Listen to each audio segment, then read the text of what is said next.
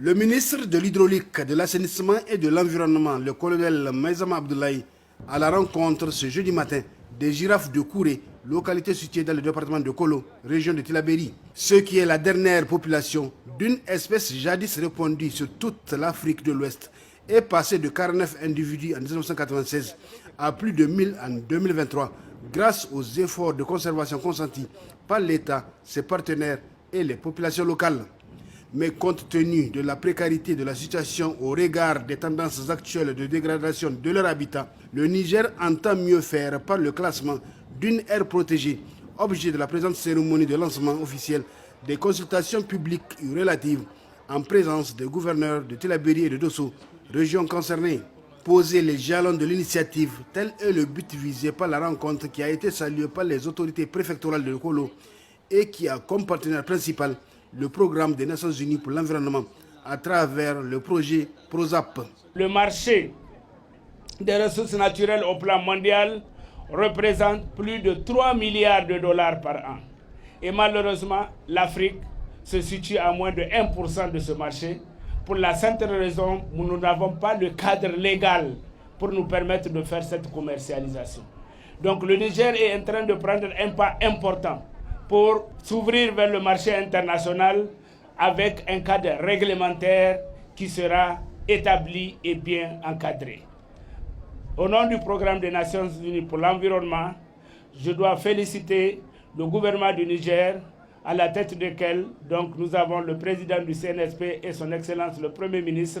qui sont en train d'œuvrer inlassablement pour la souveraineté des ressources génétiques du Niger. Le processus du classement d'une aire protégée pour les girafes du Niger est avancé selon les explications données à l'assistance par le secrétaire général du ministère de l'Hydraulique, de l'Assainissement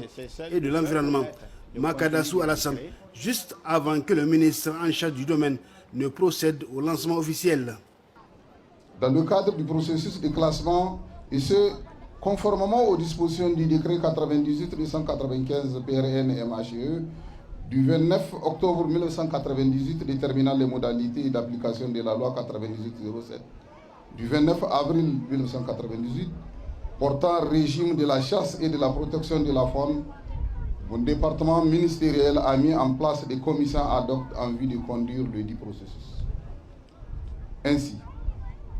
28 commissions ad hoc ont été créées, dont une au niveau national,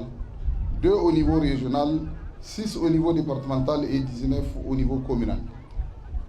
Ces commissions présidées par les gouverneurs, les préfets et les administrateurs délégués sont chargés d'organiser des consultations publiques afin de relever les attentes et les préoccupations des communautés locales relatives à la création de la réserve de la girafe. Il est en effet attendu de vous un examen et une analyse critique des avis des communautés locales sur le classement et leur prise en compte dans l'avant-projet de décret du classement de la future aire protégée. Vous devrez en outre veiller à la conformité et à l'alignement des objectifs du classement et de la future aire protégée des girafes avec les stratégies et tous les outils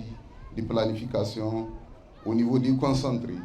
notamment les plans de développement communaux et les schémas d'aménagement foncier.